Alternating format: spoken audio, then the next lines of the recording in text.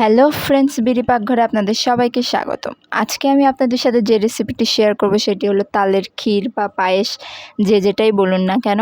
আজকে আমি অতি সহজ পদ্ধতিতে আপনাদের এই তালের ক্ষীর করে দেখাবো। আশা করব আপনাদের সকলেরই খুবই ভালো লাগবে। তাহলে চলুন শুরু করা যাক আমার আজকের রেসিপি। এখানে আমি প্রথমেই দেখুন এক বাটি তালের পিউরি নিয়ে নিয়েছি। তালটাকে আমি খুব ভালো করে ছেঁকে তার পিউরি বের করে নিয়েছি। এবার আমি আরেক বাটিতে নিয়ে নিয়েছি নারকেল কোড়া। নারকেলটাকে খুব ভালো করে আমি কুড়ে নিয়েছি। দেখুন, নারকেল কোড়াটা আমি তালের ভিতরে ব্যবহার করব। এবার আমি চলে যাব গ্যাসে আমি দেখুন দুধটাকে গরম করতে দিয়েছি। দুধের মধ্যে দিয়ে দিলাম তেজপাতা, এখন দিয়ে দিচ্ছি কয়েকটা সাদা এলাচ।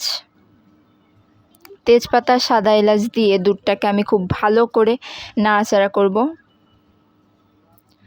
এটাকে আমি 4 থেকে 5 মিনিট খুব ভালো করে জাল দিয়ে নিয়েছি। এখানে আমি 500 গ্রাম দুধ নিয়ে নিয়েছিলাম। এবার এর মধ্যেই আমি তালের পিউরিটাকে ঢেলে দিব। একদম ঝামেলা ছাড়া আজকে আমি এই রেসিপিটি করে দেখাচ্ছি। তাই দুধ গরম হয়ে এলে তার মধ্যে আমি তালের পিউরিটাকে ছেড়ে দিচ্ছি। দেখুন, সবগুলো তালের পিউরি আমি এর মধ্যে দিয়ে দিয়েছি। এবার আমি দুধের সাথে এটাকে খুব ভালো করে মিশিয়ে নিব।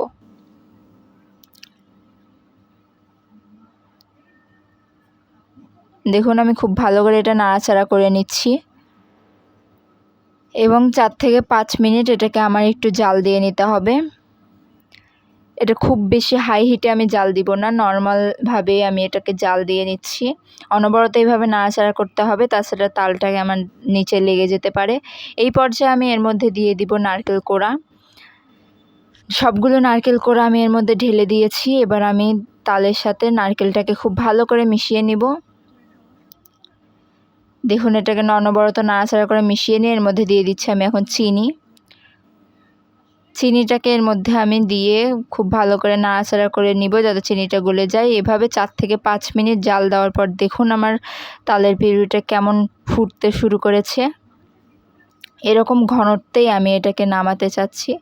দেখুন, এটাকে আরও 2 থেকে 3 মিনিট আমি খুব ভালো করে এটাকে ফুটিয়ে নিচ্ছি। এই পর্যায়ে আমি এটাকে নামিয়ে নিব। এবার আমি সার্ভ করে দেখাবো। এই দেখুন, আমি এটাকে খুব ভালো করে বাটিতে সার্ভ করে নিয়েছি এবং উপর দিয়ে আমি একটু নারকেল কোড়া দিয়ে দিয়েছি। এটা দেখতে যতটা মজাদার লাগতেছে, খেতেও ঠিক ততটাই মজাদার হয়েছে। দেখুন, আমি এটার ঘনত্বটা আপনাদেরকে দেখায় দিচ্ছি। এটা যেহেতু তালের ক্ষীর বা পায়েস, তো ঘনত্বটা আমি এরকমই রেখেছি। এটা খেতেও ততটাই মজাদার হয়েছে। আশা করব আপনাদের সকলেরই ভালো লেগেছে। ভালো লেগে থাকলে আপনারা অবশ্যই বাসায় ট্রাই করবেন এবং আমার চ্যানেলটি সাবস্ক্রাইব করে আমার পাশে থাকবেন। ধন্যবাদ সকলকে।